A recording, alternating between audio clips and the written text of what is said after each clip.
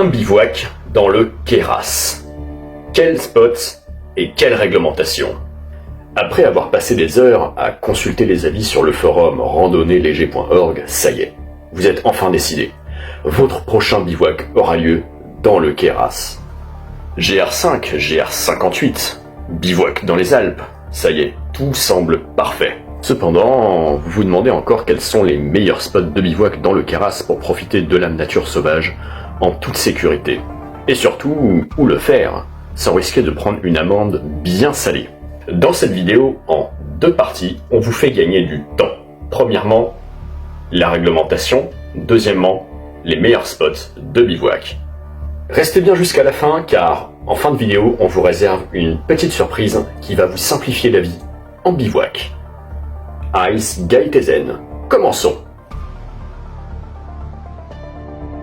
Tout d'abord, il est important de bien comprendre où vous mettez les pieds. En effet, certains territoires des Hautes-Alpes sont protégés, et l'activité humaine y est réglementée.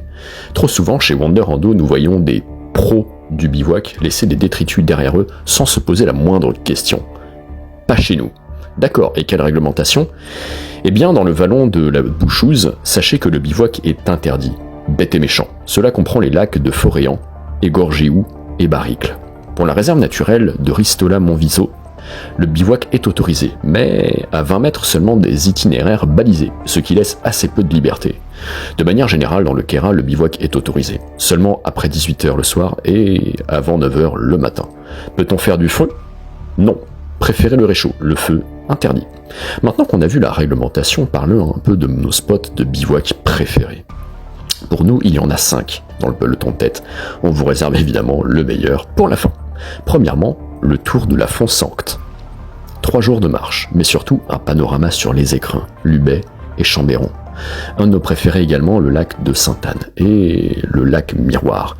Allez y faire un bivouac, rien que pour les reflets, cela vaut le coup d'y passer une nuit complète. Et troisièmement, on n'y pense pas forcément quand on ne connaît pas les Hautes-Alpes, mais le col Fromage permet d'avoir une vue imprenable sur le Queyras. Si vous souhaitez prendre une pause et déguster un bon café ou un repas lyophilisé, le cirque de la Blanche est le plus bel endroit. Et enfin, notre spot préféré, comme prévu, avant de vous parler de la petite surprise évoquée en début de vidéo, le lac Foréan. Qu'a-t-il de particulier?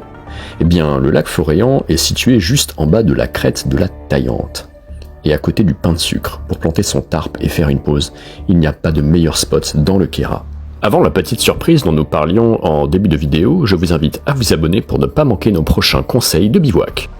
Avant de fonder Wander Rando, nous avions du mal à trouver du matériel qui nous correspondait véritablement. Sac à dos trop lourds, des tarpes qui se déchiraient. Bref, on a décidé de vous faire gagner du temps. Nous avons créé un guide gratuit, les 10 commandements du bivouac, pour partir en toute sécurité. Quel air value pour son matelas? Plutôt duvet d'oie ou duvet de canard? Comment s'isoler du froid en bivouac? Bref, tout y est. Téléchargez simplement votre guide dans la description. Et en ce qui me concerne, je vous dis à très bientôt pour nos prochains conseils de bivouac. Agour la Gounac!